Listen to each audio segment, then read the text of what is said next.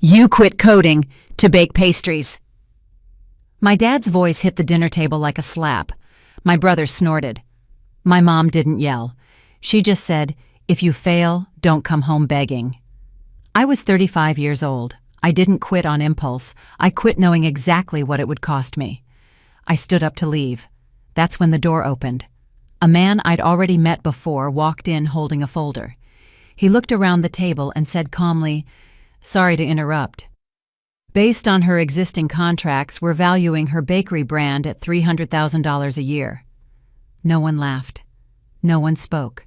For the first time that night, they had nothing left to say. But I'm getting ahead of myself. That satisfying silence, the folder in the stranger's hands, the look on my father's face when the number landed that came later, months later, after everything almost fell apart, after they tried to make sure it would. Let me go back to where it really started. Not the triumph, the table. Silence has weight. You don't notice it until it presses against your chest and asks you to breathe anyway. That first dinner, the one before everything changed, didn't end with vindication.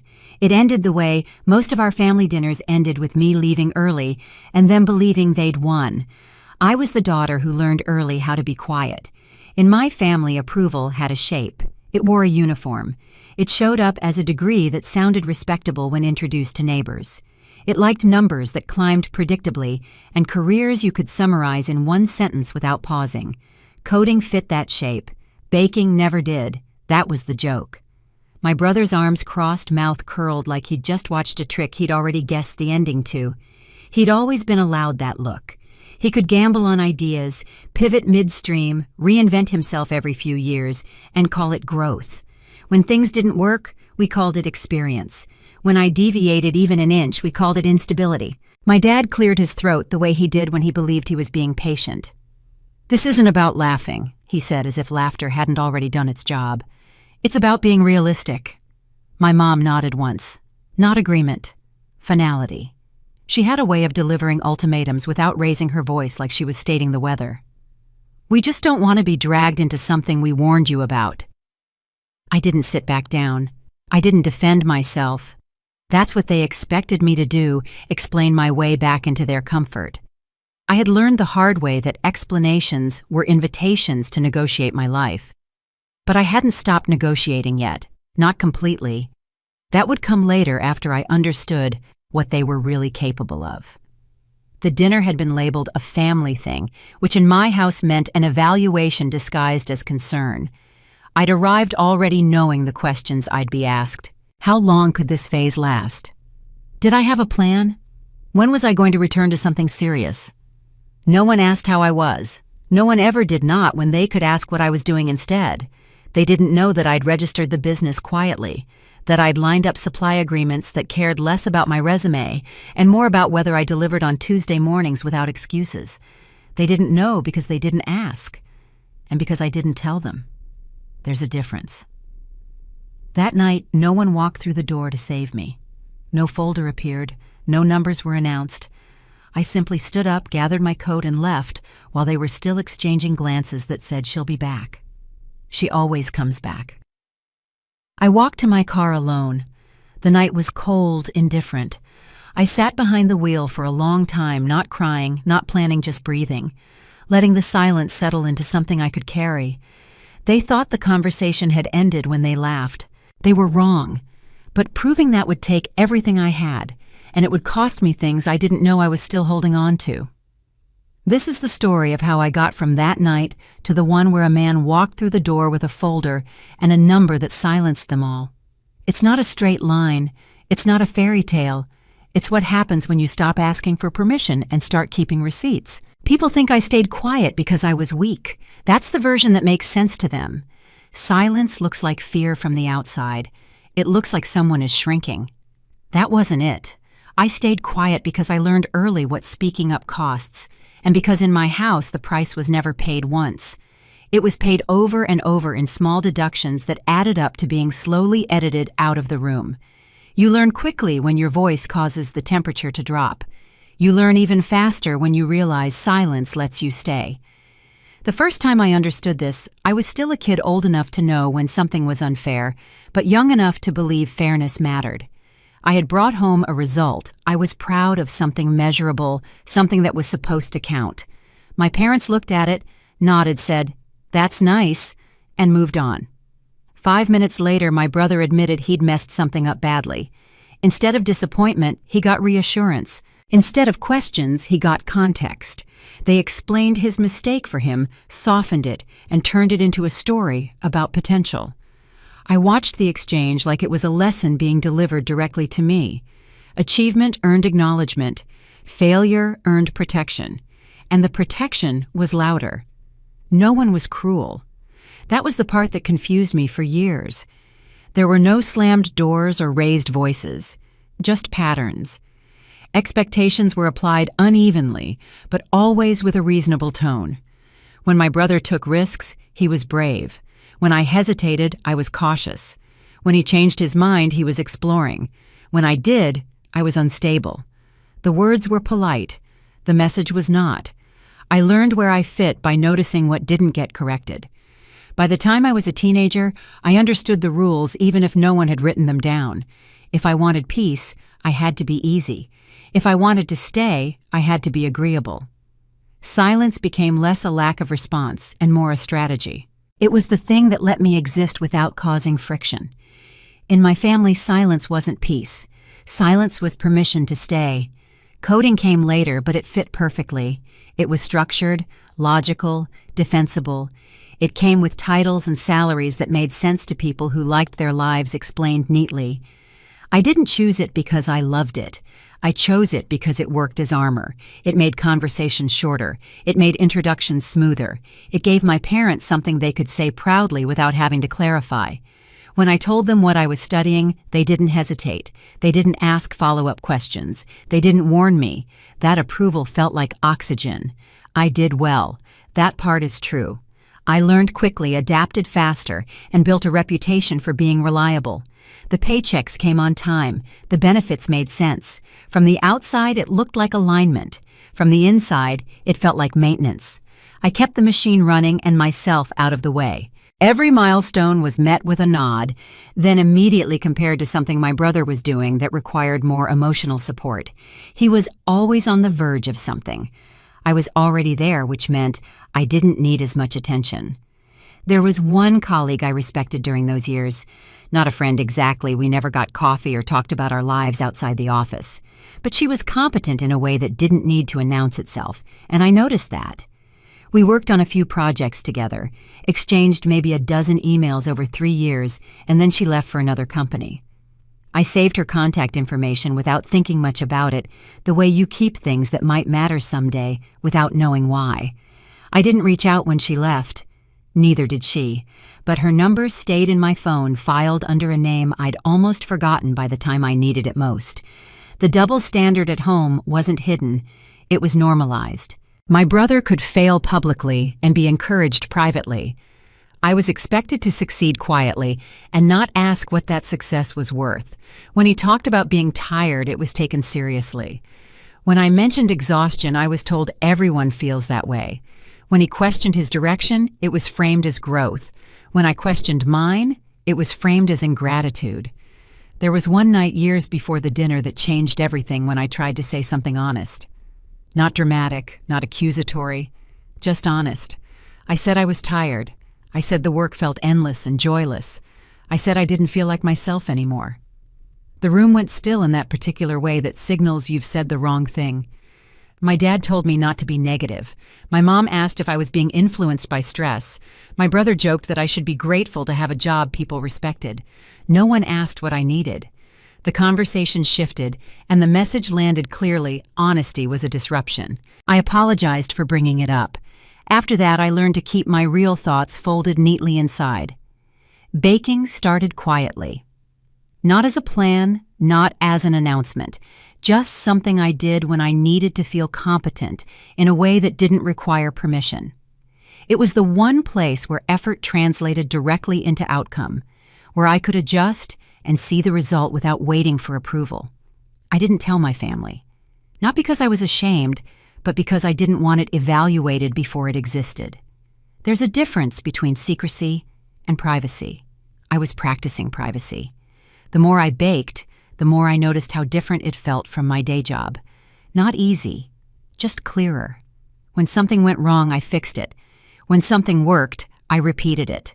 No one rewrote my intentions or reframed my motives. It was just me and the result. That quiet was different from the silence I'd grown up with. It didn't erase me. It held me. I stopped talking about my doubts altogether. Not because they disappeared, but because I understood the pattern now. Speaking up didn't lead to understanding. It led to corrections. So I built it instead. Slowly, carefully, without witnesses. I didn't need to be understood. I needed to not be stopped. By the time I finally left coding, I had already left emotionally. The job was just the last visible thread. What surprised me wasn't how hard it was to walk away, but how long I'd stayed out of habit. Silence had kept me safe. It had kept the peace. It had also kept me small. I could see that now clearly without anger. That dinner, the first one before everything shifted, didn't come out of nowhere. It was the natural result of years of being defined by what I didn't say. They laughed because laughter had always worked before. They warned me because warnings had always pulled me back into line. What they didn't understand was that I had already chosen, not loudly, not dramatically. Quietly, the way I'd learned to do everything that mattered. Staying quiet kept me safe, but it also kept me from being chosen. And eventually I had to choose myself. I didn't quit coding because I hated it. I quit because it stopped being a choice. Somewhere along the way, the work stopped being something I did and became something I owed. Not to myself, not even to the company, but to the version of me my family could tolerate. Coding had turned into a peace treaty I was required to renew every day, and the terms were non-negotiable. As long as I stayed, I was responsible. As long as I stayed, I was safe. As long as I stayed, no one had to ask uncomfortable questions. At work, the pressure didn't arrive dramatically. It crept in through calendars, filled without asking, deadlines stacked on top of each other like assumptions, expectations delivered as facts. There was a project that should have taken weeks compressed into days because someone higher up had promised something early. I was looped in after the promise was made. No discussion, just a note saying, "We'll need you to make this work." That phrase followed me everywhere. Make it work. It didn't matter what it cost as long as the surface stayed smooth. When I flagged the timeline, the response was polite and final. "We trust you." Trust in that context meant compliance. The workdays stretched. I logged on earlier, signed off later, and ate meals without noticing them. Meetings overlapped. Messages came in marked urgent for problems that had existed long before I was told about them. When I fixed one thing, two more appeared quietly placed on my plate. No one asked if I had capacity. They assumed it. I was good at absorbing pressure without spilling it. That has always been my skill. It was also my trap. The first real warning didn't come from my mind. It came from my body, abrupt and uncooperative. I was in the middle of a call, listening more than speaking, when the room seemed to tilt just slightly enough to make me stop typing. I told myself it was nothing. Then the call dropped, not because of my internet, but because I couldn't track what was being said anymore. The words blurred together like they were coming from underwater. I excused myself, muted the screen, and sat there until the sensation passed. Later, a professional told me plainly that this was my system asking for relief, not demanding it. Asking. I nodded, took notes, thanked them, and went back to work the next day. I tried one last time to bring it up at home, not dramatically, not as a declaration. I framed it carefully like I always did. I said I was thinking about taking a break, maybe shifting directions. My dad frowned the way he did when he thought I was being impractical. "Don't sabotage yourself," he said. My mom asked why I couldn't just push through a little longer. My brother laughed and said everyone hates their job sometimes. No one asked what pushing through had already cost me. No one asked what would happen if I didn't. That was the moment something clicked. Not emotionally, logistically. I realized that if I waited for approval, I would never move. If I waited for understanding, I would age in place. So I stopped talking and started planning. Quietly, the way I had learned to do everything important. I didn't quit right away. I opened a separate account. I registered the business. I reviewed local regulations and requirements the same way I'd reviewed system documentation for years. I mapped out expenses and timelines, not optimistically, but conservatively. I took on small orders, then slightly larger ones, always within what I could handle without risking collapse. I built a buffer, not a fantasy, a bridge. They never saw it because they weren't looking. Baking changed once it became real. It stopped being an escape and started being work, which was exactly what I needed it to be. The first order I ever filled was for 24 lemon bars. A woman I'd met through a neighborhood group needed them for her book club. She didn't ask for a portfolio or references. She asked if I could make them taste like her grandmother's recipe, the one she'd lost years ago. I told her I couldn't promise that, but I could make something worth remembering on its own. She said that was good enough. I woke up at 4 that morning, not because I had to, but because I couldn't sleep anyway. The kitchen was cold and dark, and I stood there for a full minute before turning on the lights, letting the silence settle around me like permission. Then I got to work. The butter had to be cold. The crust had to be pressed, not rolled. The lemon curd needed to set, just long enough to hold its shape, but not so long that it lost its shine. I'd made lemon bars dozens of times before, but this time every step felt louder, more deliberate. This time, someone was paying. When I pulled the pan from the oven, I didn't know if they were right. I only knew they were mine. I let them cool on the counter while I showered, dressed, and packed them into a box I'd ordered online 3 weeks earlier, plain white with a small window on top. The drive to her house took 12 minutes. I parked, checked the box again, and knocked on her door with my heart sitting somewhere near my throat. She opened the box right there on the porch. She didn't say anything at first. Then she looked up and said, "These look like they belong somewhere fancy." I didn't know what to say, so I just smiled and told her I hoped they tasted even better. She paid me in cash, exact change, and closed the door. I sat in my car for 5 minutes before driving away, not because I was emotional, but because I needed to understand what had just happened. Someone had trusted me. Someone had paid me. Not for my resume or my title, for a thing I made with my hands. I delivered my first order early because I was terrified of being late. The second one was rejected because it didn't meet a standard I hadn't been told about. A cafe owner had asked for croissants classic buttery with visible layers. What I delivered looked fine to me, golden and flaky, but she held one up to the light and shook her head. "The lamination isn't tight enough," she said. "See how the layers are uneven here, my customers notice." She wasn't unkind about it. She was just clear. She told me to try again if I wanted no pressure, but she couldn't sell these.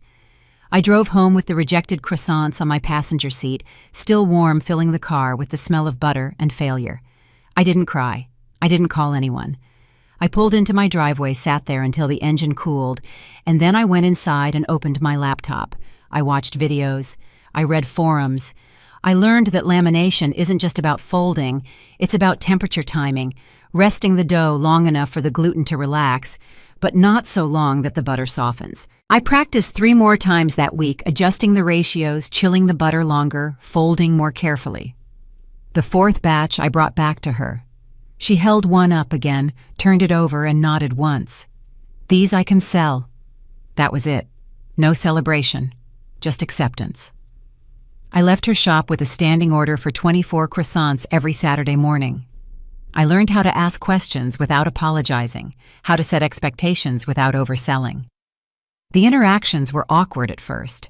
I was used to hiding behind credentials. Now I had to stand behind the results.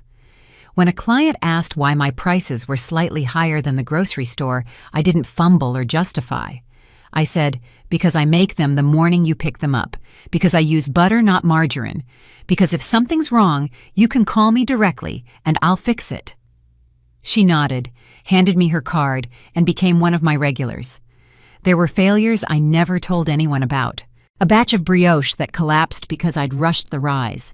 A custom birthday cake I had to remake twice because the fondant cracked in the humidity. A week where I underpriced an order so badly, I actually lost money after ingredients and gas.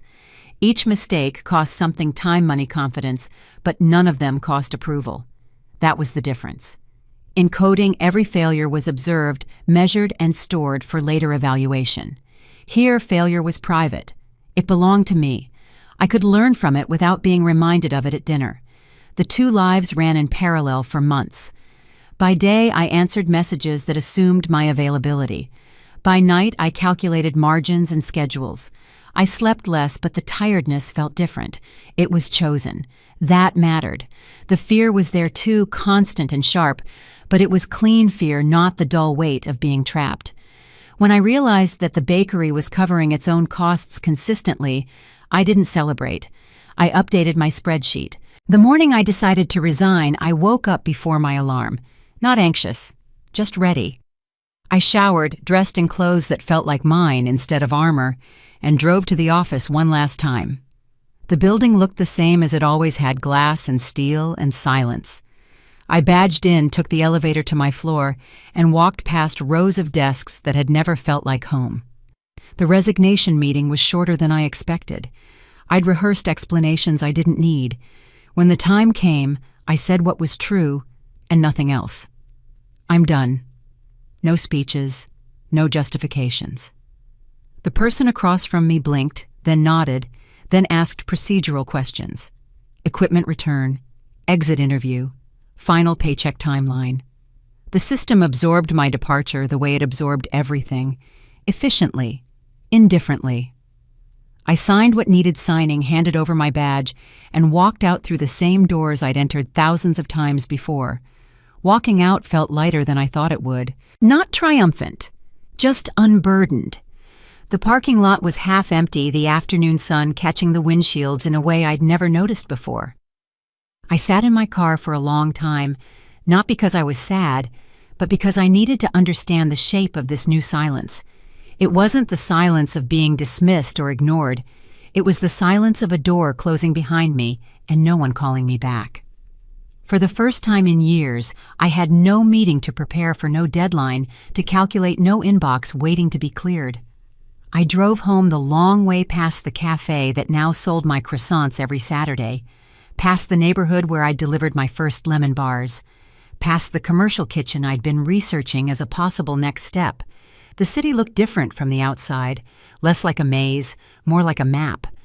When I got home, I didn't announce anything. I changed into the clothes I baked in an old t-shirt, soft from 1,000 washes, and the apron I'd bought myself when the first regular order came through. I went to the kitchen, pulled out my notebook, and started planning the next week. 4 standing orders, 1 custom request, a tasting with a potential new client. The list was small. It was also real. That night, my mother called. She'd heard from someone somehow that I'd left my job. Her voice was careful, a kind of controlled neutrality that I recognized from years of navigating her disappointment. "Is it true?" she asked. I told her yes. She was quiet for a long moment. Then she said, "I hope you know what you're doing." I told her I did. Whether or not she believed me, she didn't say anything else. The call ended without a fight, which somehow felt worse. I'd expected resistance. What I got was absence, the slow withdrawal of investment that signaled I was no longer worth the argument. The fear didn't disappear. It shifted. Freedom, I learned quickly, doesn't come with guarantees. It comes with silence. The kind where no one is telling you what you should be. The kind where your choices echo back at you without commentary. That silence followed me home. It sat at the edges of conversations in the pauses where my family waited for me to say I'd changed my mind. I didn't. I just kept going. Every delivery completed, every invoice paid, every adjustment made without asking permission added weight to the decision I'd already made. Quitting was the easy part. Surviving the silence afterward was harder. But every morning, I woke up before dawn. Every tray I pulled from the oven, every customer who came back for more, each one was a sentence in a language my family had never bothered to learn. I was writing a life that didn't need their translation. I didn't come back because I ran out of money. That was the story they were ready to tell themselves, but it wasn't true. I came back because starting over still requires logistics. I needed a stable address for the LLC paperwork, a place where mail wouldn't bounce or disappear. I needed a few months to smooth out cash flow while I rented kitchen time by the hour, instead of locking myself into a long-term contract I wasn't ready to sign. None of that made for a dramatic comeback story. It made for a practical one. I didn't come back to be rescued. I came back because I was building something, and building requires infrastructure.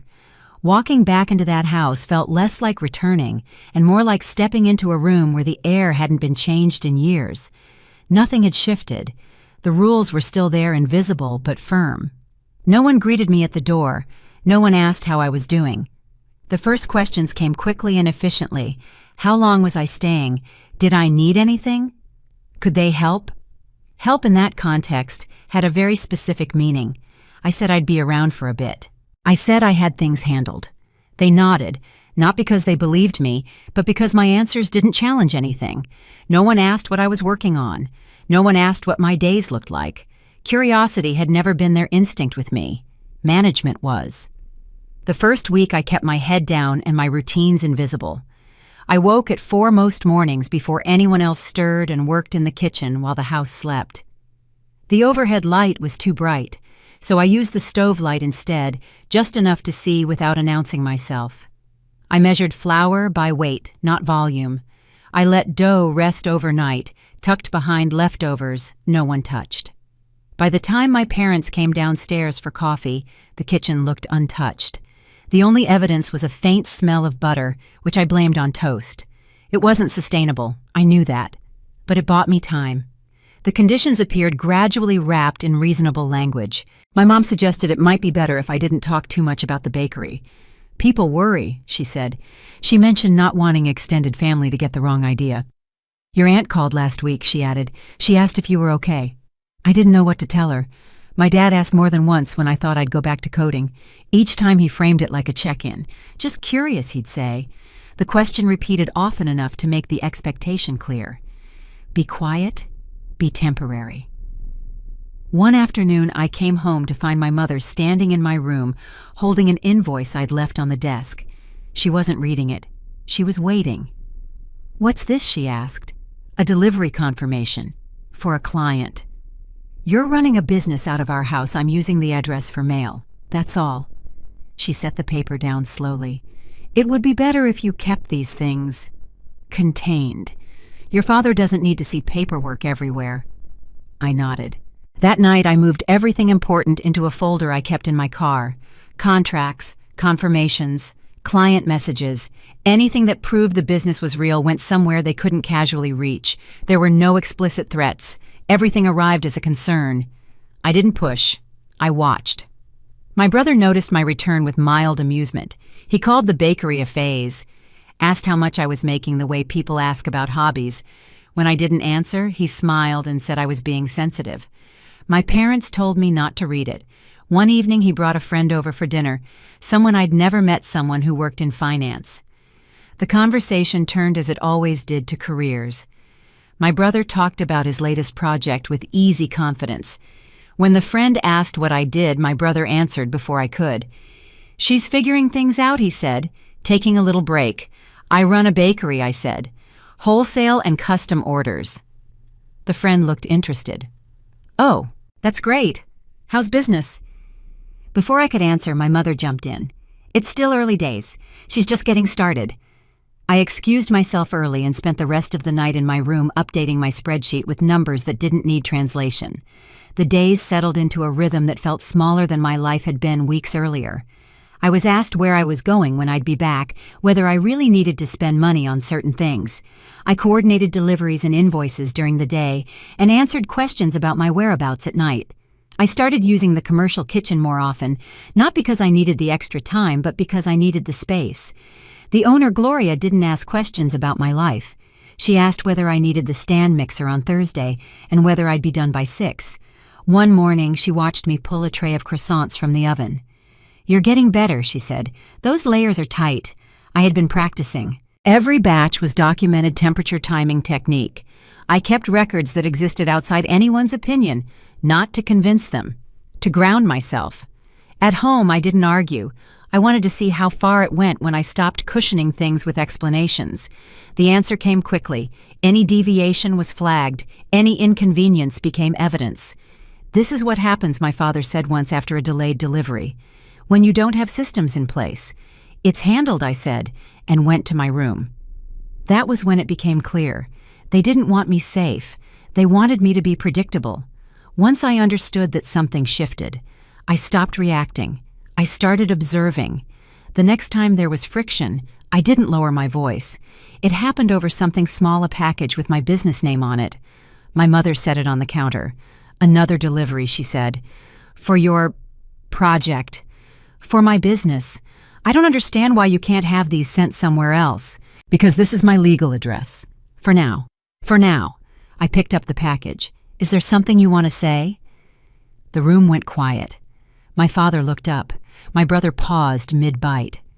"I just think my mother said carefully, it might be time to have a real conversation about your plans." "My plans are working," I said. "That's the conversation." I took the package to my room and closed the door. It wasn't a fight, it was a boundary forming.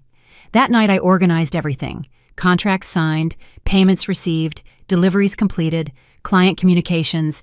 Not to prove anything yet, just to make sure no one else could rewrite my story for me again. Revenue was growing, slowly but steadily. Costs were controlled. Clients were returning. The foundation was there. They thought I was hiding because I was ashamed. They thought I came home because I'd failed. They were wrong. I came home to build a bridge, not to stay, and I was almost ready to cross it. If they were going to try to stop me this time, I kept receipts. People assume I didn't plan because I didn't announce it. That assumption saved me. While they waited for a declaration, a meltdown, or a confession of failure, I moved quietly the way I always had when something mattered. They thought the bakery was a phase, a distraction I'd grow tired of once reality set in. Because they believed that they didn't watch closely, and because they didn't watch closely, I had time. I didn't keep records out of paranoia. I kept them out of habit. Years in tech had trained me to document everything, to assume memory was unreliable and narratives were malleable. So I saved confirmations methodically. Emails that confirmed weekly orders, messages that acknowledged receipt, transfers that arrived on schedule, delivery windows that repeated without incident. I didn't highlight them or point them out. I didn't show anyone what I was building. I built it and left a trail that wouldn't depend on belief later. There was a comfort in repetition that surprised me. The same bakery placed the same order every week without commentary.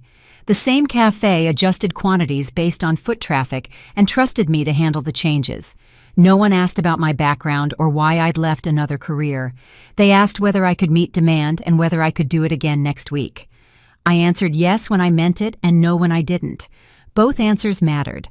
The first contract I signed felt less like a victory and more like a transaction, which was exactly right. A small cafe downtown, the kind with mismatched chairs and regulars who knew the owner's dog by name, needed a reliable source for their weekend pastry case. The owner, a woman in her 60s who'd been running the place for 20 years, didn't care about my story. She cared about whether her display case would be full on Saturday morning when her customers walked in expecting something sweet with their coffee. We met on a Tuesday afternoon after the lunch crowd had cleared. She poured us both coffee without asking and sat across from me with a legal pad. "Tell me what you can actually do," she said. "Not what you hope to do, what you can do right now this week without killing yourself."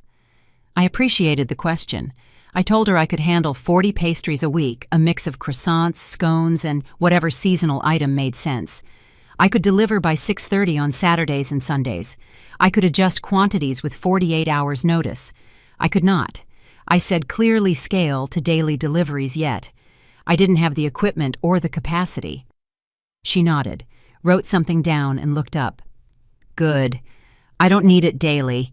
I need someone who shows up when they say they will and doesn't ghost me when things get hard."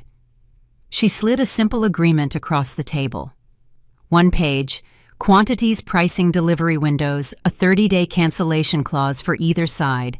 I read it twice, asked one question about payment timing, and signed. Walking out of that cafe, I didn't feel triumphant. I felt employed, in a way that finally made sense. Over time, the pattern clarified. I didn't need dozens of clients. I needed the right ones. The ones who valued consistency over spectacle, who cared less about novelty and more about reliability. Stability isn't loud. It repeats. Once I understood that, I stopped chasing validation. I focused on cadence, on showing up, on letting the work speak in intervals instead of bursts. What made my products different wasn't one dramatic element. It was an accumulation. Every choice stacked on the one before it. I used European-style butter with higher fat content. It cost more, but the croissants shattered properly when you bit into them instead of bending like cardboard. I let my doughs rest longer than most recipes called for, sometimes overnight, because rushed fermentation tasted flat. I hand-laminated everything, which took hours, because machine lamination couldn't catch the subtle variations in thickness that made each layer distinct. The scones became my signature almost by accident. A customer at the cafe mentioned she'd grown up in England and hadn't found a proper scone since moving to the States. I asked what made a scone proper. She described it precisely dense but not heavy crumbly, but not dry with a slight tang from buttermilk, and a golden crust that gave way to something tender underneath. I made 6 batches over 2 weeks, adjusting ratios each time until I landed on something that made her close her eyes when she took the first bite. "That's it," she said quietly. "That's exactly it." Word spread. The scones started selling out by 9 a.m. I tracked everything in a spreadsheet that would have looked obsessive to anyone else. Costs per item, profit margins after delivery time was factored in, which products sold fastest, which ones got repeat requests, which ones sat in the case until afternoon and had to be discounted. The data told me what my instincts couldn't, that the lemon bars outsold the brownies 3-1. That weekend mornings needed more savory options than I'd expected. That one cafe's customers preferred smaller portions at lower prices, while another's would pay more for something substantial. I stopped guessing. I started responding. At home, the commentary continued, but it landed differently. My parents asked if I'd considered applying for positions just in case. My brother asked how long I planned to keep pretending this was real. I didn't answer. Not out of spite, but out of clarity. They weren't asking to understand. They were asking to regain control. Every answer I'd given before had been used as leverage. This time I declined to supply it. One evening, my mother found me in the kitchen laptop open spreadsheet, glowing. She glanced at the screen without asking permission.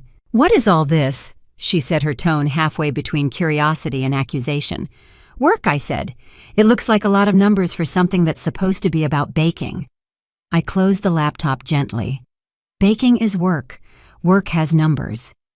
She stood there a moment longer, waiting for me to elaborate, to invite her into the process the way I always had before. I didn't. Eventually she said, "I just hope you know what you're doing," and walked away.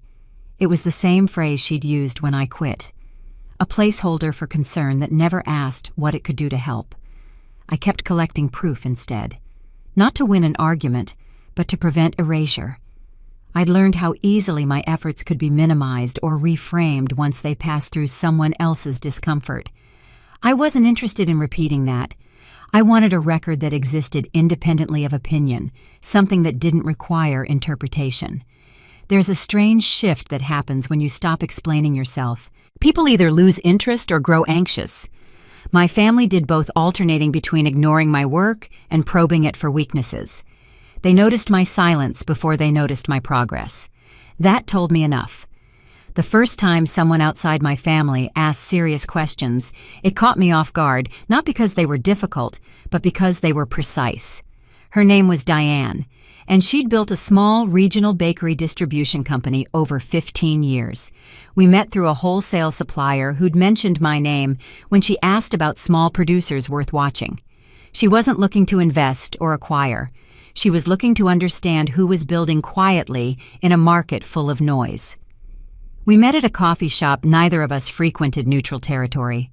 She arrived with a leather portfolio and reading glasses pushed up on her head, the kind of person who looked like she'd heard every pitch and wasn't interested in hearing another one. I hadn't prepared a pitch. I'd brought my records. "Walk me through your last 3 months," she said, before I'd even finished my first sip of coffee. I did. Revenue by week, client retention rate, average order size, cost of goods as a percentage of revenue. Delivery reliability.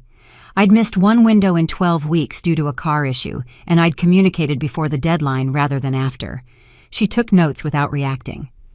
"What breaks if demand doubles?" she asked. "Everything," I said. My current setup can handle maybe a 20% increase without major changes. Beyond that, I'd need commercial kitchen space, probably part-time help and better equipment. I've priced it out. I'm not there yet." She looked up from her notes. "Most people I meet tell me they can scale. You're the first one this month who told me you can't." "I'm not trying to impress you," I said. "I'm trying to be accurate." She nodded, took one more note, and closed her portfolio. "Maintain what you're doing for another quarter. Document everything the way you have been. If the numbers hold, we should talk again." No promises, no encouragement, just a door left open for a reason. After that conversation, I went home and updated my files, not because I was excited, but because excitement makes people sloppy. I didn't tell my family about the meeting. There was nothing to tell yet. No deal, no announcement, just a shift in how I was being seen by someone who had nothing to gain from flattering me. The questions at home sharpened as my answers shortened. My mom asked why I was always on my laptop. My dad asked whether I'd considered the long-term consequences of stubbornness. My brother joked that I was being secretive now that I had something to hide. I let it pass. I was hiding, but not from them. I was hiding from interference. Late at night, when the house settled into its familiar quiet, I reviewed everything again, not obsessively, carefully. I looked at patterns instead of peaks. I paid attention to what I repeated without effort. That was the foundation.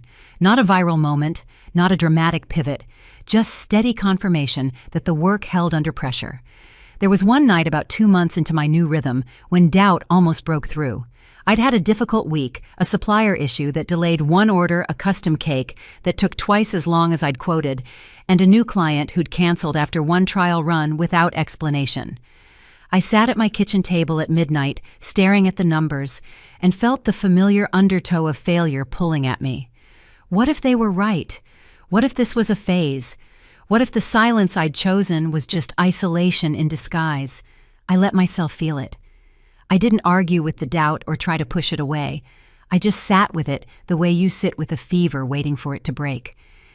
And somewhere around 1 a.m, I noticed something in my spreadsheet I'd missed before. Even in my worst week, I'd still covered costs.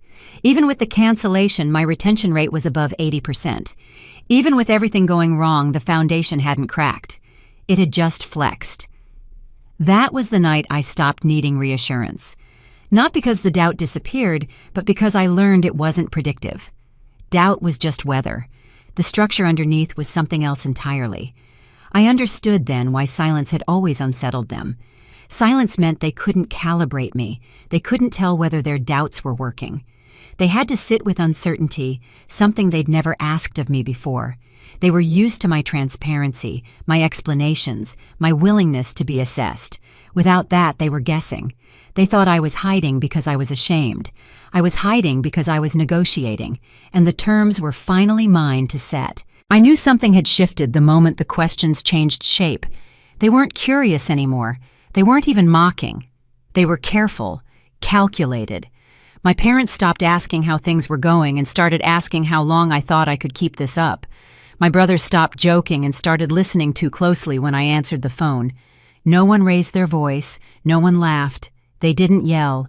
They recalculated. It happened quietly, the way real damage usually does. I didn't hear about it from them. I heard it from a client who suddenly sounded hesitant, whose words came with pauses that hadn't been there before. The call came on a Tuesday afternoon. I was in my car, parked outside the commercial kitchen, reviewing my delivery schedule for the week. When I saw her name on the screen, I expected a routine check-in, maybe an adjustment to her standing order. Instead, her voice carried something I hadn't heard before: uncertainty. "I just wanted to touch base," she said. "Make sure everything's still on track." "Of course. Is there something specific you're concerned about?" A pause. Too long. No. It's just someone mentioned you might be going through some changes. I wanted to make sure you're still planning to be around next month."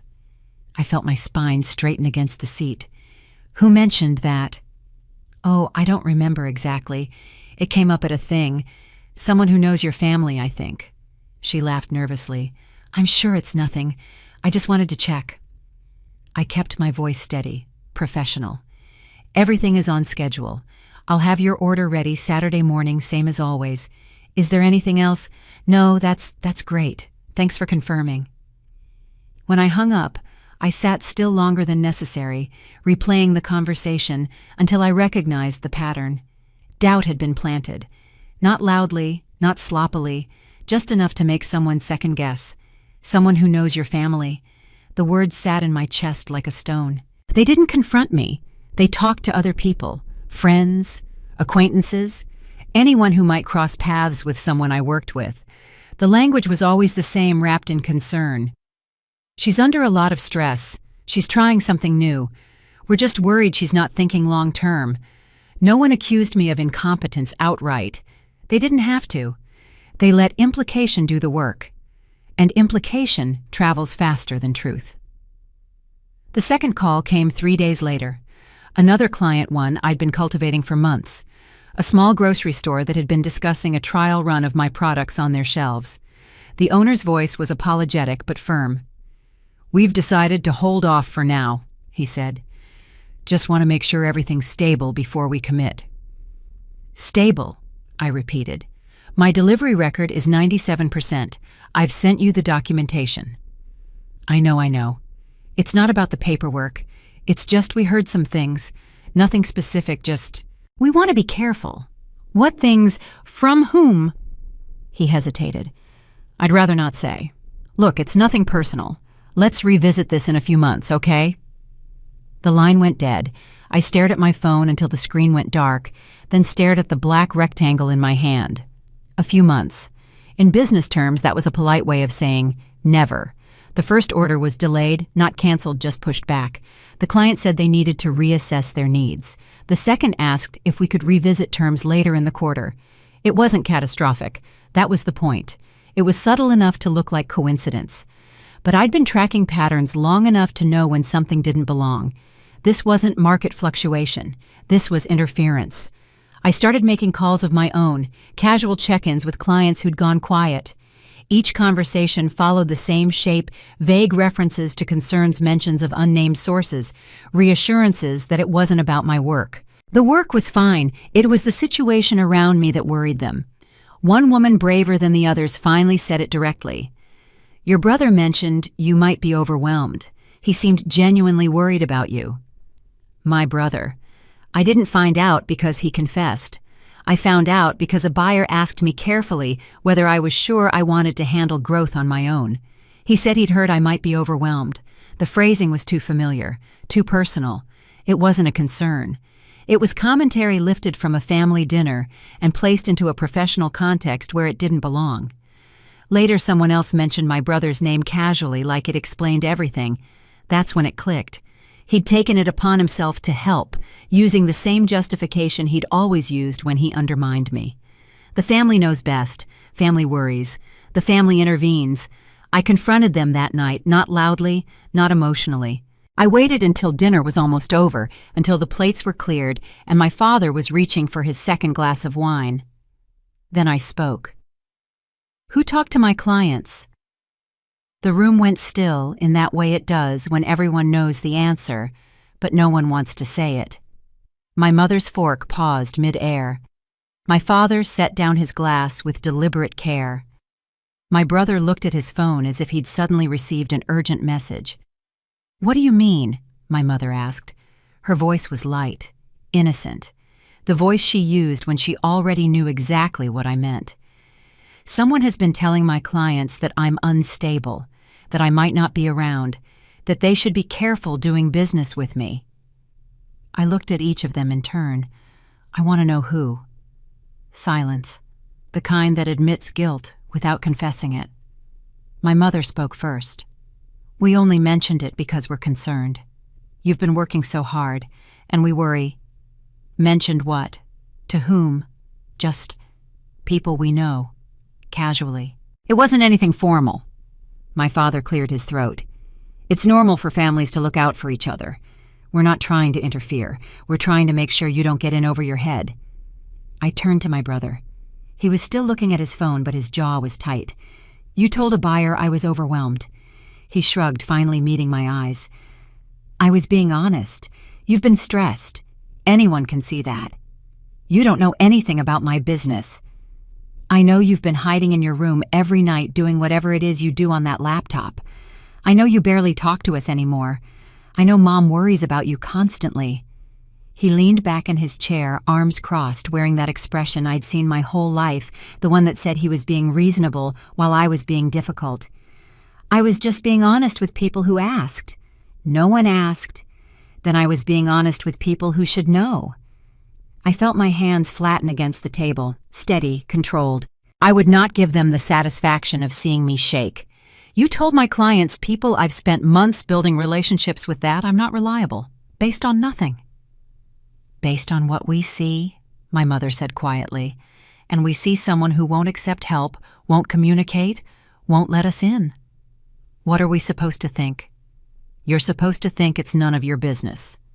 The room went silent again. This time the silence was different, colder.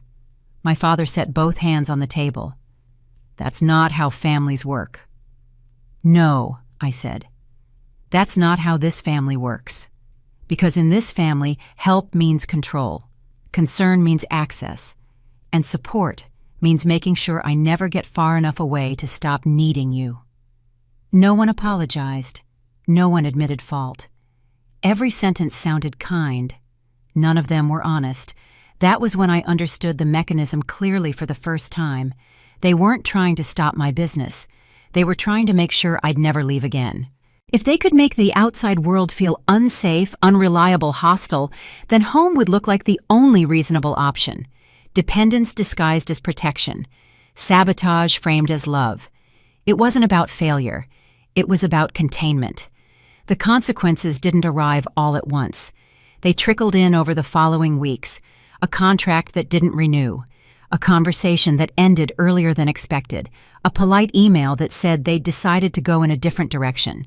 Each one stung not because it ruined me, but because it proved how vulnerable I still was to other people's narratives. My livelihood wasn't just mine yet. It was still exposed to their reach. I spent one night calculating the damage. 3 clients had pulled back. 2 more were hesitant. The revenue loss wasn't catastrophic, maybe 15% of my projected income for the quarter, but the momentum loss was worse. Trust once shaken doesn't rebuild on schedule. It rebuilds when it decides to, if it decides to at all. I didn't cry. I didn't panic. I recalculated too. I stopped sharing schedules. I stopped answering questions about my work. When my phone rang in front of them, I walked to another room before answering. I redirected correspondence to a P.O. box I rented that week. I changed the passwords on my business accounts. I tightened every point of access until there was nothing left for them to reach. And then I did something I'd never done before. I told them to stop. It happened on a Sunday morning. My mother had just made a comment about how nice it would be when I got back to normal. I set down my coffee cup and looked at her directly. "I need you to stop talking to people about my business." She blinked. "I don't know what you—" "Yes, you do, and I need it to stop. Today." My father looked up from his newspaper. "That's a bit dramatic, don't you think?" "No, I think it's clear. My work is not a family project. My clients are not people you get to reassure or warn or inform. If you have concerns about me, you can tell me directly, but you do not get to manage my reputation behind my back." The reaction was immediate and unanimous. They called me ungrateful. They called me dramatic. They said I'd changed. My mother's eyes went glassy with tears she didn't shed. My father shook his head slowly, disappointed. My brother laughed under his breath, the way he did when he thought I was being ridiculous. "We're only trying to help," my mother said. "Then stop helping." The moment I stopped asking for permission, they called it disrespect. That was the breaking point, not because they were angry, but because they refused to see the damage they'd caused. Because even then they believed they were entitled to decide how my life unfolded. I realized silence was no longer neutral. It wasn't keeping me safe anymore. It was making me accessible. If staying quiet was what kept them comfortable, then my next move would have to be deliberate. I went to my room that night and closed the door. I didn't slam it. I just closed it, and then I sat on the bed and let myself feel what I'd been holding back. The exhaustion, the betrayal, the loneliness of realizing that the people who were supposed to want me to succeed were actively working to make sure I couldn't. Then I opened my laptop, pulled up my spreadsheet, and started planning my first real move. I stopped reacting. That was the moment everything shifted. Not because I suddenly felt powerful, but because I finally understood that every reaction I'd given before had fed the same system that was hurting me. Silence had once been my shield. Now it has become my leverage. I didn't argue after what happened. I didn't demand explanations or ask for apologies that were never coming. I simply withdrew my participation. And the absence unsettled them more than any confrontation ever had. The first thing I did was practical, not symbolic. I changed my business address. The P.O. box was small, beige, and unremarkable, a metal rectangle in a strip mall between a dry cleaner and a nail salon. I paid for 6 months up front. The clerk didn't ask questions and didn't care about my story. She handed me 2 keys and a form to sign. 5 minutes later, I had an address that belonged only to me. Not dramatically, not announced, just updated in the places that mattered. Banking records, vendor agreements, delivery paperwork. I spent the next 3 days methodically replacing every instance of my parents' address with the new one. Each form I submitted felt like cutting a thread. Each confirmation email felt like breathing room. Anywhere my family's address had quietly functioned as a proxy for access, it was removed. I rerouted correspondence. I adjusted permissions. I made sure no one could speak on my behalf anymore, intentionally or otherwise. There were no speeches, no warnings, just changes executed cleanly, one after another, until the separation was complete. I reviewed my contracts next line by line, not looking for threats but for assumptions. The consultant my mother had recommended, the one who'd helped with my initial LLC paperwork, was still listed as an authorized contact on 2 of my accounts. I removed his name with a phone call and a follow-up email. Anywhere a handshake had stood in for clarity, I replaced it with documentation. Anywhere a casual introduction had granted someone indirect influence, I corrected it. I didn't accuse anyone of wrongdoing. I didn't need to. I was taking back jurisdiction quietly and completely. Revenge doesn't always look like confrontation. Sometimes it looks like revoking access without explanation. Then I started calling people. The first call was the hardest. My hand hesitated over the phone for a full minute before I dialed. The client who'd pulled back after hearing concerns about my stability, I called her first. "Hi, this is a call from the bakery," I said when she answered. My voice was steady, professional. I'd practiced this. "I wanted to touch base about your standing order and make sure we're aligned for the next quarter." A pause. Then cautiously, "Oh, okay. I know there was some confusion a few weeks ago. I want to be clear about what you can expect going forward." I walked her through my delivery schedule, my backup plans, my communication protocol. I told her exactly how orders would be handled if something unexpected came up. I didn't mention my family. I didn't explain delays as sabotage or frame setbacks as drama. I spoke like someone who knew exactly what she was responsible for and exactly what she wasn't. By the end of the call, her voice had softened. "That's really thorough. Thanks for laying it all out. Of course, I want you to feel confident in working with me." "I do," she said. And I believed her. I made 7 more calls that week, not to vent, not to defend myself, just to clarify the process, to restate timelines, to confirm deliverables. The difference was immediate. On the other end of the line, people relaxed. They asked questions. They listened. She didn't sound defensive. She sounded organized. Each conversation rebuilt a piece of trust that had been chipped away by doubt, not because I begged for it back, but because I demonstrated that I could hold it. I explained how orders would be handled moving forward. I outlined contingencies. I addressed concerns before they had to be voiced. By the end of each call, the hesitation had softened into something steadier. Reliability has a way of silencing rumors without ever naming them. As the noise faded, something else became clear to me. Proving myself had always been the trap. The moment I felt compelled to explain my worth, I'd already lost ground. Stability was the answer I'd been looking for all along. Power doesn't argue. It arranges things so arguments become irrelevant. That realization didn't make me angry. It made me calm in a way I hadn't been before.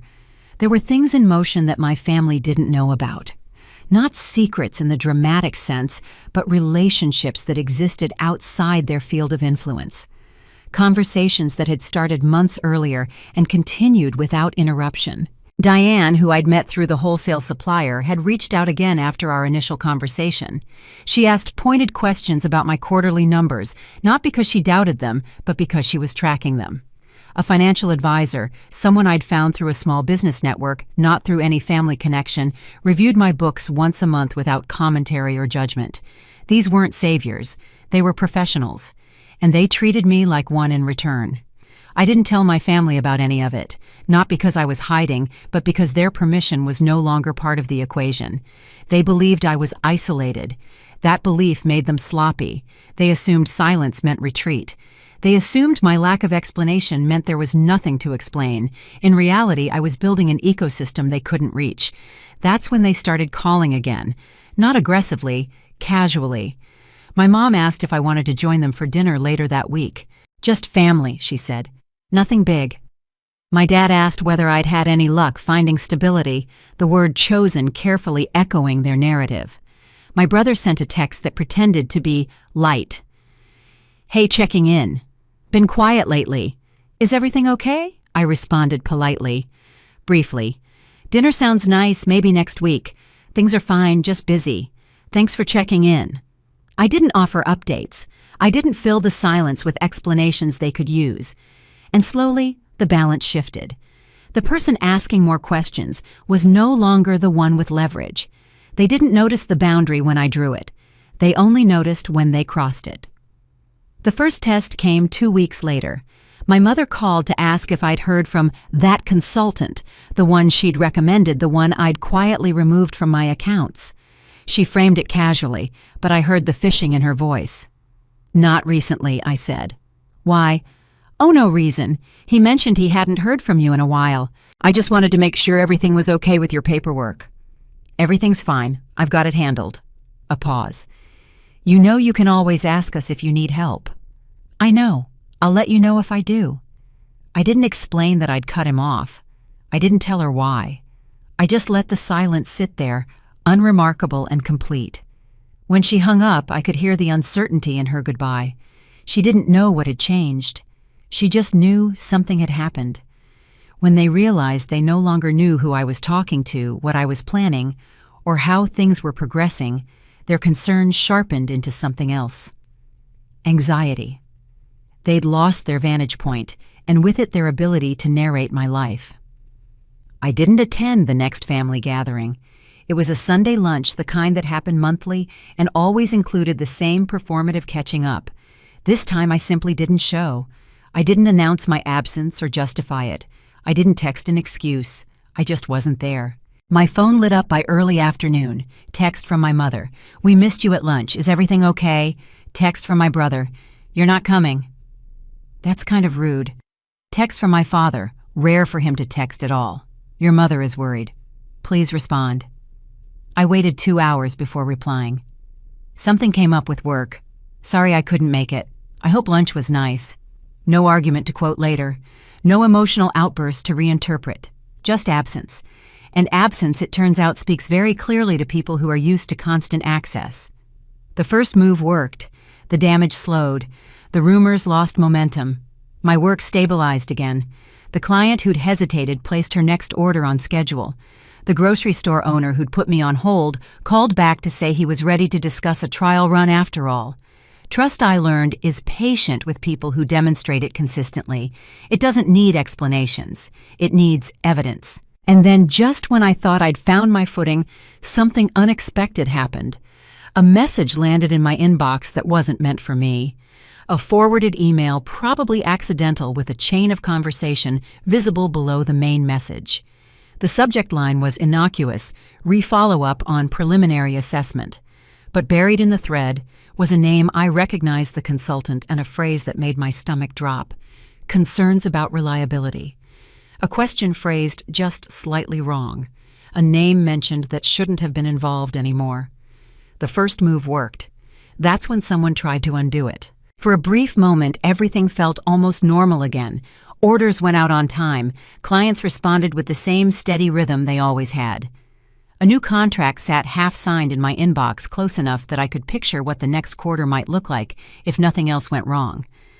I caught myself thinking maybe I'd already weathered the worst of it. Maybe the damage had peaked and was finally receding. That thought didn't feel hopeful so much as cautious, like touching ground after turbulence and waiting to see if the plane really had landed. The first sign that it hadn't came quietly the way real trouble usually does. An email arrived late in the afternoon, copied to me by mistake. I could tell immediately it wasn't meant for my eyes. The subject line was neutral procedural, the kind of thing people skim re-follow-up on preliminary assessment. Buried halfway down was a phrase that made my stomach drop, concerns about reliability. The language was careful. No accusations, no dramatic claims, just questions. Questions framed as due diligence. Questions that echoed things my family had said almost word for word. Given the circumstances she's navigating personally, we should consider whether the operational stability is sustainable long term. I reread it 3 times, hoping context would soften it. It didn't. What made it worse wasn't the doubt itself, but how familiar it sounded. Whoever wrote it knew exactly how to phrase uncertainty, so it felt reasonable instead of hostile. They didn't say I was unstable. They said the situation around me might be. They didn't criticize my work. They questioned whether external factors could affect consistency. It was the same script I'd heard at home, just translated into corporate language. Betrayal doesn't always announce itself. Sometimes it arrives formatted like a memo. It took me less than an hour to trace where it came from. Not from my parents, not directly. The name at the bottom belonged to a consultant I'd worked with early on, someone my family had introduced as a favor when I was first setting up the business structure. "He's helped a lot of small businesses get started," my mother had said. "It's the least we can do." At the time, they'd seemed harmless, helpful even. They'd reviewed my initial paperwork, suggested a few adjustments to my LLC filing, and then faded into the background. They hadn't been involved in months. I'd assumed they were out of the picture standing still while everything else moved on. I was wrong. They hadn't been idle. They'd been positioned. When I reached out, they didn't deny sending the message. They didn't apologize either. They spoke the way people do when they believe they're being reasonable. "I haven't said anything that isn't true," they said. Their voice was calm, almost gentle, the way someone explains something obvious to a child. I simply raised questions that any responsible advisor would raise. "This isn't personal. It's professional due diligence." "You told them I was unreliable," I said. "I told them there were concerns about stability. That's different." "Whose concerns?" A pause. Just long enough to matter. "Your family has mentioned things. I'm sure they're just worried about you." "What things?" "Just that this has been a difficult transition, that you've been under a lot of stress, that they're not sure you're thinking long term." They sighed as if this conversation was exhausting them. "Look, I'm not trying to hurt you. I'm trying to protect everyone involved. If your own family has doubts, shouldn't the people investing in you know that—" That's when it clicked. My family didn't need to touch my work directly.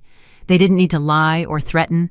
They only needed to seed doubt in the right place and let someone else do the rest. They'd outsourced the damage, delegated it to someone whose involvement looked professional instead of personal. They didn't need to lie. They just needed someone else to doubt me. I asked for a meeting, face to face. They agreed, suggesting a coffee shop near their office neutral ground that felt anything but neutral. The consultant arrived 5 minutes late, briefcase in hand, expression arranged into something between concern and condescension. They ordered a black coffee without looking at the menu and settled into the chair across from me like this was a routine check-in rather than a confrontation. "I want to understand exactly what you told them," I said, no preamble, no small talk. They stirred their coffee slowly, buying time. I gave them an honest assessment of the situation as I understood it. "Based on what? You haven't seen my books in 6 months. You haven't asked about my clients. You haven't reviewed a single delivery record." "I don't need to review your delivery records to know that family tension affects business performance. It's a standard risk factor." "So you told an investor that I was a risk based on conversations with my parents, not based on my actual performance." They looked at me, then really looked, and I saw something shift behind their eyes. Not guilt, calculation.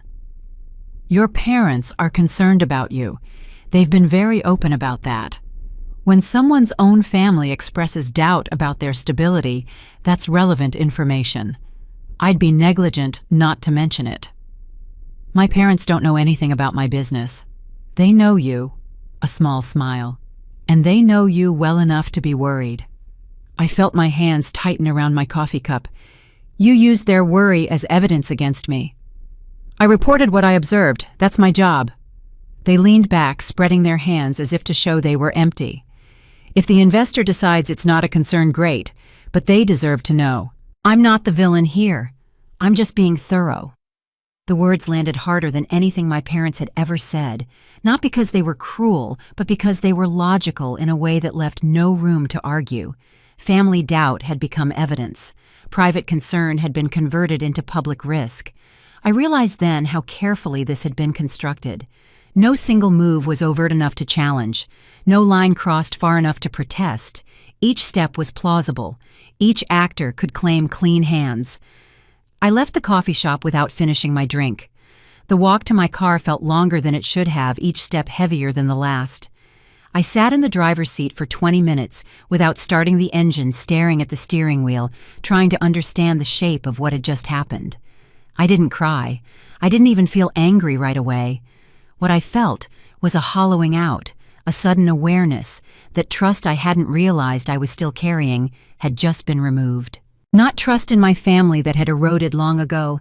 Trust in the separation I thought I'd built. Trust that my work existed in a space they couldn't reach. Trust that competence could outrun narrative. I'd been wrong. They'd found a way in. Not through the front door, but through someone I'd let in without checking the locks. The drive home blurred. I remember traffic lights changing, other cars passing the radio, playing something I didn't hear. When I pulled into the driveway, my mother's car was there. I sat in the garage for another 5 minutes, gathering myself before going inside. She was in the kitchen arranging flowers she'd brought from somewhere. "You're home early," she said without turning around. "The meeting ended sooner than expected." "That's nice." She adjusted a stem, stepped back to examine her work. "Your father and I were thinking we should all have dinner this weekend. It's been a while since we've really talked." I watched her hands move among the flowers, precise and unhurried. She didn't know I knew. Or maybe she did, and this was part of it, the return to normalcy, the pretense that nothing had changed. I couldn't tell which was worse. "I'll check my schedule," I said, and went to my room. That night, after the house went quiet, I sat alone and did something I hadn't done in a long time. I made a list, not of grievances or fears, but of facts. Contracts that had held, clients who had stayed, deliverables met without exception, numbers that didn't care about family opinion or secondhand concern. The contract that had been almost finished was put on hold the next morning. The investor's message was polite, professional, impossible to argue with. "We'd like to revisit some of our initial assumptions before moving forward. Nothing urgent, just want to make sure we're all aligned. Not cancel, not reject, just pause." That word again. Pause. It was enough to stall momentum enough to put me back on the defensive. I didn't argue. I didn't send long explanations. I asked for time to clarify, time to respond properly. On the surface, everything remained civil. Underneath, I was cornered. The consequences rippled outward over the following days. A client who'd been discussing expansion suddenly wanted to wait and see. A potential new account went quiet after an initial conversation that had seemed promising. I couldn't prove the connection, but I didn't need to. Doubt spreads like ink in water. Once it's there, you can't see where it started or where it ends. There was one night, 3 days after the coffee shop meeting, when I almost quit. Not the business myself. I was lying in bed at 2 a.m, staring at the ceiling, running the numbers in my head for the 100th time. The math still worked. The clients I had were still solid, but the path forward had narrowed so suddenly that I couldn't see around the edges anymore. I thought about what it would mean to stop, to admit they'd been right, to go back to coding, find another job, let the narrative reset to something everyone could understand. It would be easier. It would be so much easier. The weight of proving something to people who didn't want to be proven wrong. I felt it pressing down on me like something physical. something I could suffocate under if I let it. I let myself feel it, all of it. The exhaustion and the fear and the loneliness of fighting a battle no one else could see. I didn't try to talk myself out of it or find silver linings. I just lay there in the dark and let it be true. And somewhere around 3 a.m, something shifted. Not hope, not determination, just clarity. They wanted me to give up. They'd built a machine specifically designed to make giving up feel like the only reasonable choice. And if I did, if I let the doubt win, then every sacrifice I'd made to get here would belong to them. They would own my failure the way they'd once owned my success. I sat up in bed. I turned on the light. I opened my laptop. If this was going to survive, I couldn't fight perception with emotion. I needed someone who had nothing to gain from my failure, someone outside the web they'd woven, someone whose judgment was based on evidence, not relationships. I picked up my phone and dialed the one number my family had never been connected to. Diane answered on the 3rd ring, her voice alert despite the hour. I told her everything. I didn't need encouragement. I needed someone who wouldn't flinch. That thought settled in me after the call ended, not like resolve, but like temperature cold enough to keep things from rotting steady enough to think clearly. The investor hadn't accused me of anything. They hadn't raised their voice or hinted at withdrawal. They'd simply asked to pause to revisit assumptions to make sure the ground was solid. When the line went dead, I sat there without moving, noticing how quiet my body felt when panic didn't arrive. There was no anger to burn off, no fear to outrun, just a narrow corridor of focus opening in front of me. I didn't call anyone to vent. I didn't text a friend or replay the meeting out loud. I opened my laptop and pulled up the files I already had: delivery logs, invoices, confirmations, margins. Not to reassure myself I already knew what they said, but to decide who could look at them without bringing their own feelings into the room. I scrolled through my contacts until a name stopped me. Someone I'd worked alongside years ago, not closely, not socially. We respected each other's competence, and little else. They had never met my family. They had never heard my story. That was the point. When they answered, I didn't ask how they were. I didn't apologize for calling out of the blue. I told them what I had: a business under review, questions about reliability, a limited window to respond. I didn't explain why it hurt. I didn't frame it as betrayal. I described the situation the way I describe a system under stress: inputs and outputs misaligned, a decision bottleneck forming. Then I asked a single question. Can you look at this? They didn't say yes right away. They asked what kind of look I wanted. I said I needed someone who would tell me if the numbers held or didn't, and if they didn't, I needed to know that too. There was a pause on the line, not the kind that signals discomfort, but the kind that signals recalculation. Then they told me to send everything over. No promises, no pep talk, just instructions on format and a time they'd get back to me. The waiting felt different this time. Not anxious, not hopeful, productive. I organized files, annotated timelines, stripped away anything that could be misread as narrative. When they called back, they didn't start with sympathy. They started with questions about capacity, throughput, variance. They asked how often delays happened and why. They asked what I did when suppliers failed and how often that actually occurred. I answered, plainly surprised at how easy it was to speak when no one was measuring my tone for defiance. At one point, they interrupted me, not to challenge, but to clarify. I paused, then corrected myself. They nodded audible, even through the phone. When I finished, they said the sentence I didn't know I'd been waiting to hear.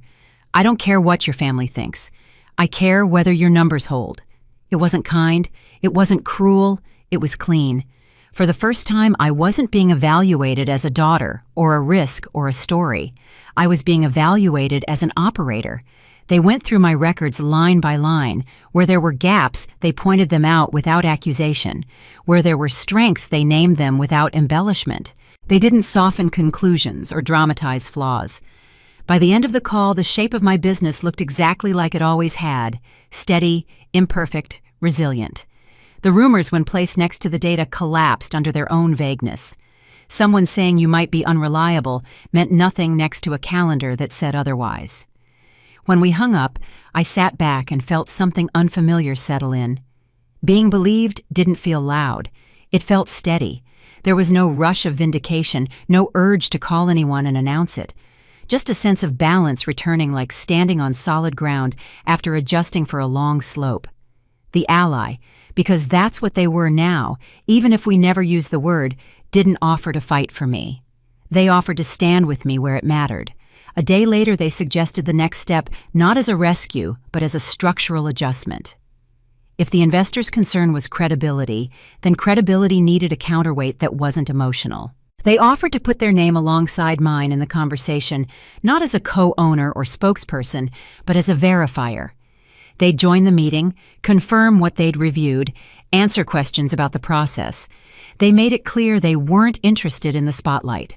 Their presence was a tool, not a shield. We scheduled the call. I sent a brief note to the investor outlining what we'd provide and who would attend. No defensiveness, no backstory, just facts. The response came quickly, professional and neutral. That neutrality felt like a small victory. During the meeting, I spoke less than I usually would have. When questions came, I answered them cleanly, then let my ally expand where appropriate.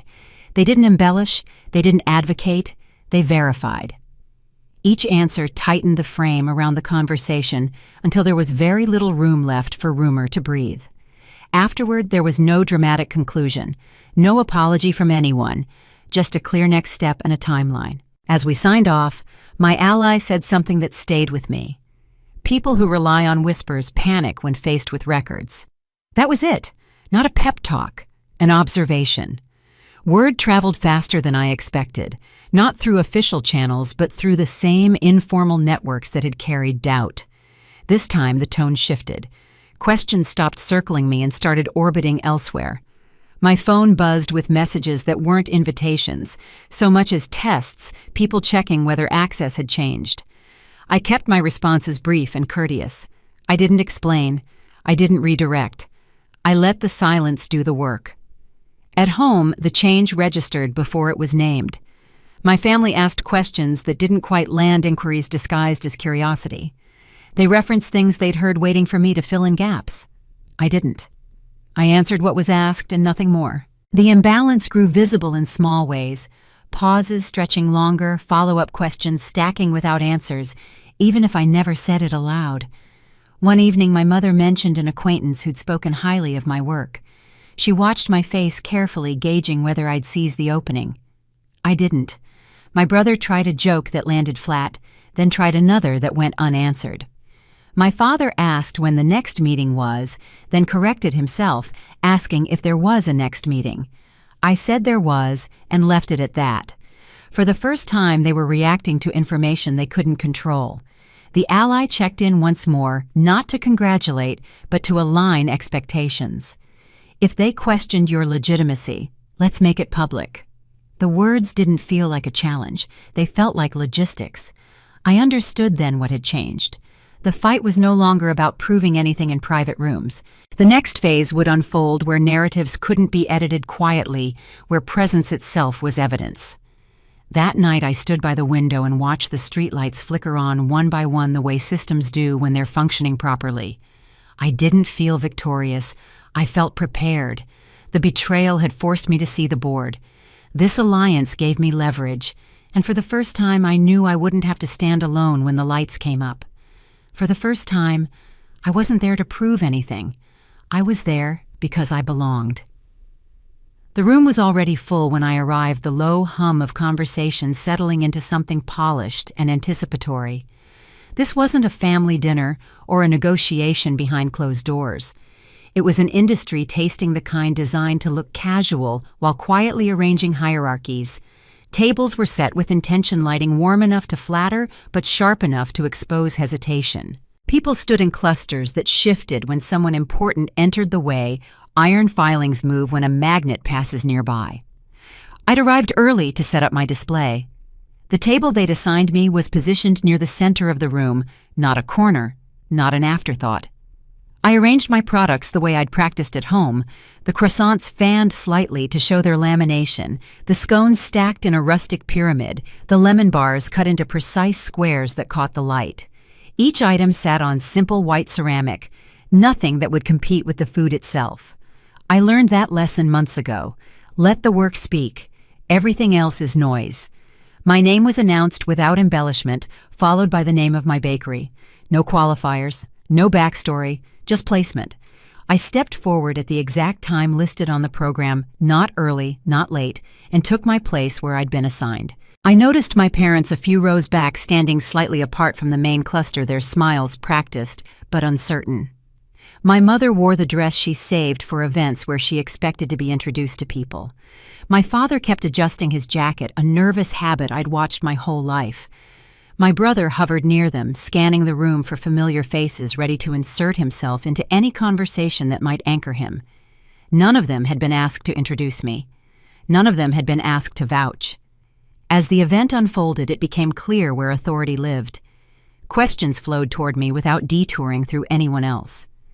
A woman in a tailored blazer picked up one of my croissants, turned it over in her hand, and asked about my lamination process. I explained cold butter extended rest times, hand-folding rather than machine. She nodded, took a bite, and her eyebrows lifted slightly. "The layers," she said. "You can actually taste each one." She took a card from my display and slipped it into her pocket without asking if it was okay. When my mother leaned toward a woman beside her and began to speak, the woman nodded politely and then turned back toward the table where I stood. My father attempted a handshake with someone I was already speaking to, his timing just off enough to register as interruption. The man smiled, finished his sentence to me, and moved on without circling back. My brother tried humor a comment tossed into a conversation already in motion. It landed nowhere. For the first time, they were present, but irrelevant.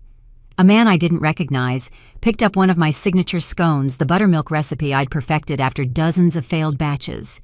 He broke it in half, examining the interior the way a jeweler examines a stone. The crumb was tight but tender, exactly what it should be. He took a bite, chewed slowly, and then looked at me. "Where did you train?" he asked. "I didn't," I said, "not formally.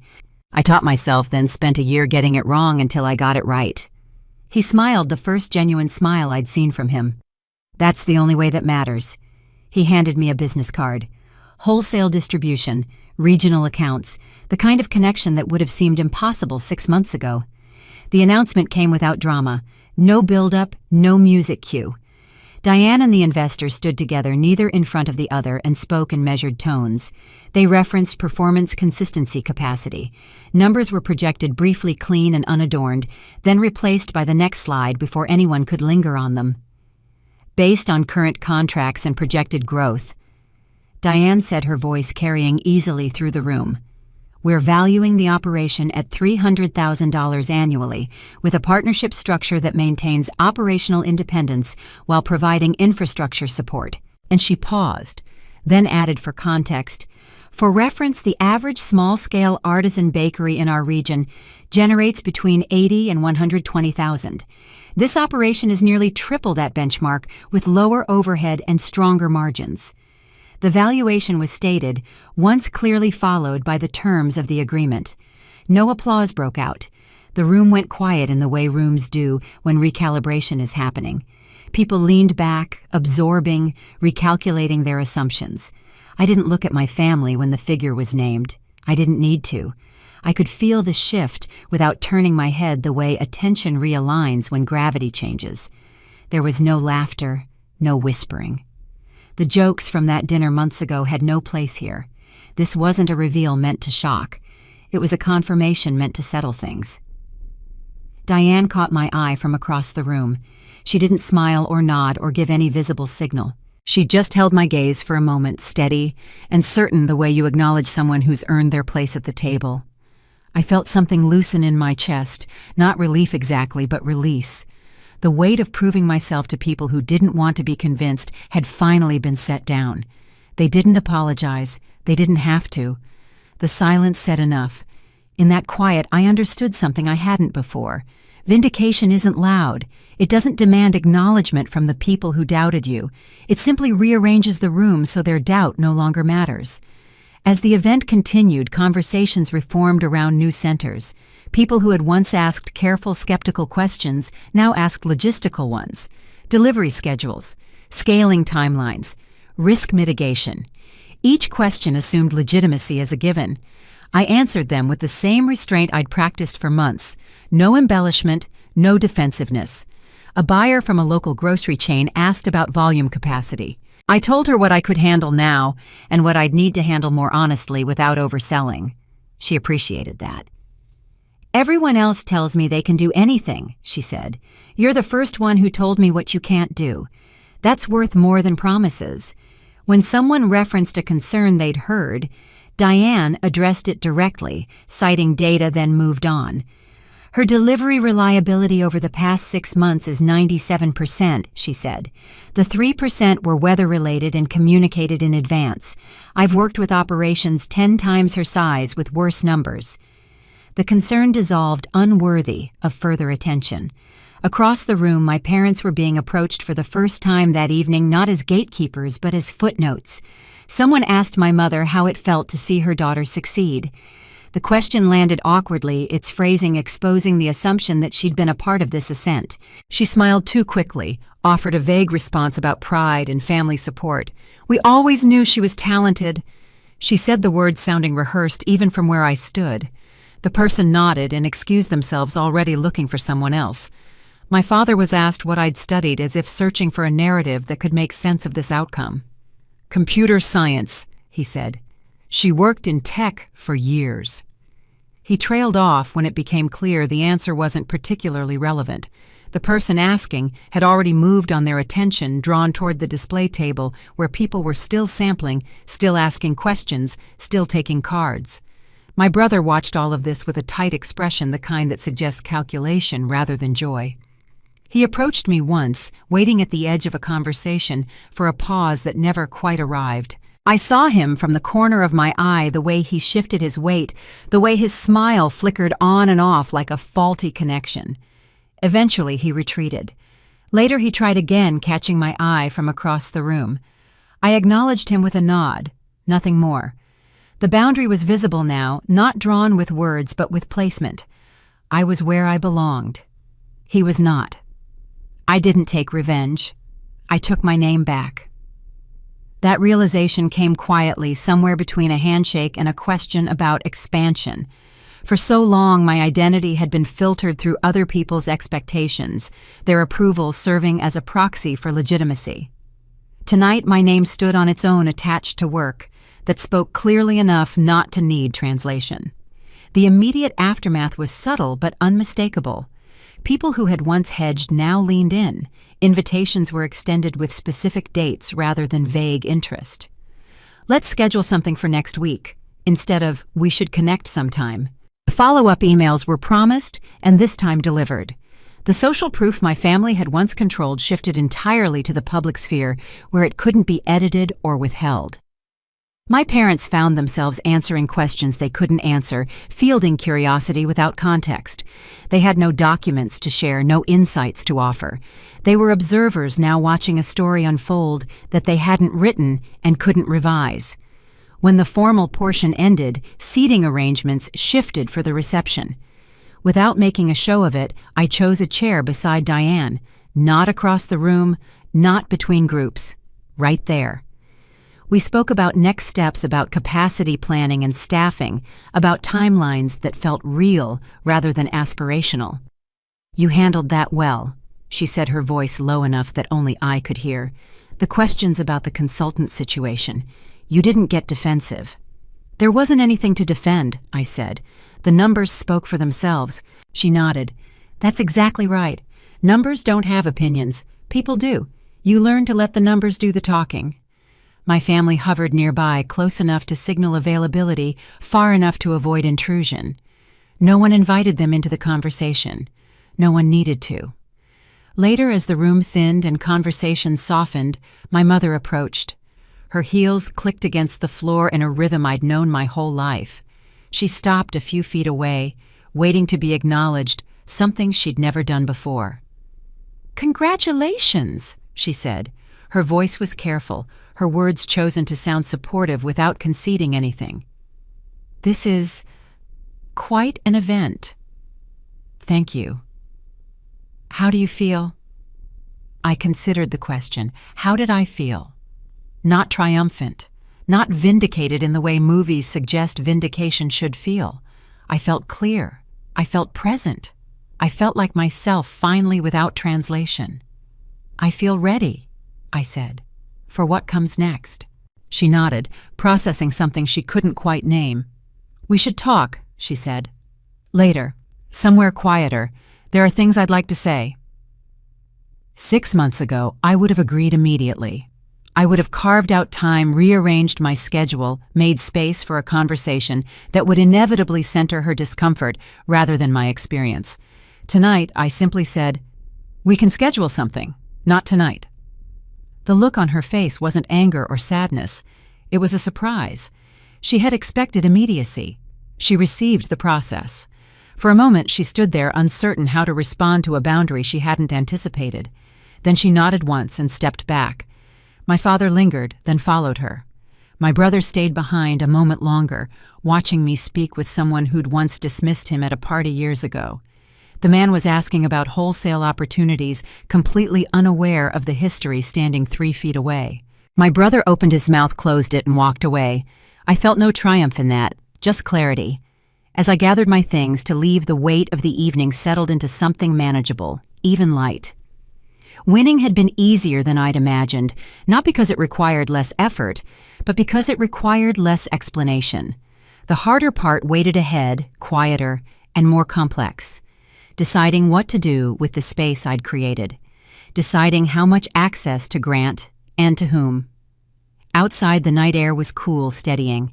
I paused before getting into my car, aware that something fundamental had shifted. The room would remember this evening. The story would circulate without my intervention.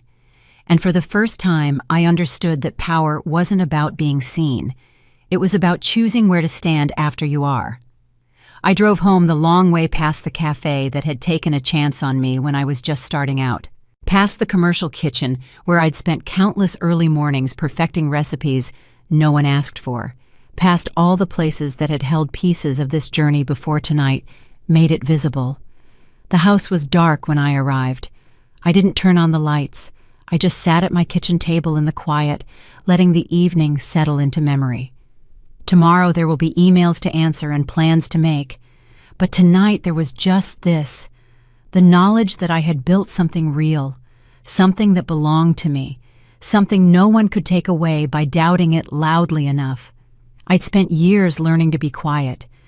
Tonight I learned that silence could be a choice instead of a survival strategy, and that was the difference between disappearing and simply having nothing left to prove. After the event, my phone didn't stop lighting up.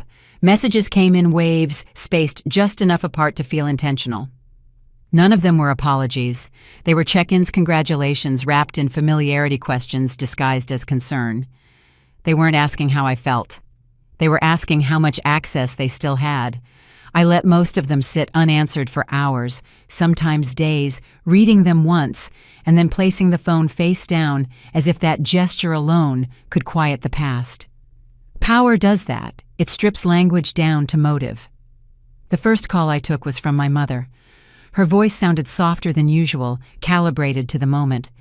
She told me she'd always believed in me, that she'd known I'd land on my feet. She reminded me that family is family, that whatever happened before didn't need to be rehashed now that things were good. I listened without interrupting the way I used to, when silence felt safer than correction. When she paused waiting for affirmation, I realized something hadn't changed. There was no acknowledgement of harm, no recognition of the cost. Mercy was being requested without responsibility. I told her I was glad the event went well and that we could talk soon, then ended the call before she could steer it further. The boundary wasn't loud. It was final. My brother waited a day longer before reaching out as if timing might improve his odds. When he did, his tone was almost cheerful. He talked about opportunities, about how my momentum could benefit both of us. He suggested collaboration framed as support, as if the past were a misunderstanding rather than a pattern. Listening to him, I heard the shift clearly. This wasn't pride, it was the proximity he wanted. He saw the spotlight and assumed it could be shared by default. I told him I wasn't looking to expand my team right now, that my focus was on stabilizing what I'd built. He laughed lightly, said he understood, then hinted we'd talk again. I didn't correct him. I didn't promise anything. Letting the implication hang was its own answer. That night, alone in my apartment, I thought about all the times I'd forgiven too early. Every concession I'd made in the name of peace had taught them something about my limits. They'd learned I was safe to ignore that I'd absorb discomfort to keep relationships intact. Mercy, I realized, isn't virtuous when it's automatic. It's just predictable. And predictability had never protected me. We met a week later at a neutral place chosen deliberately. Not my home, not theirs. Somewhere public enough to keep the conversation contained. I arrived first, sat where I could see the door, and waited.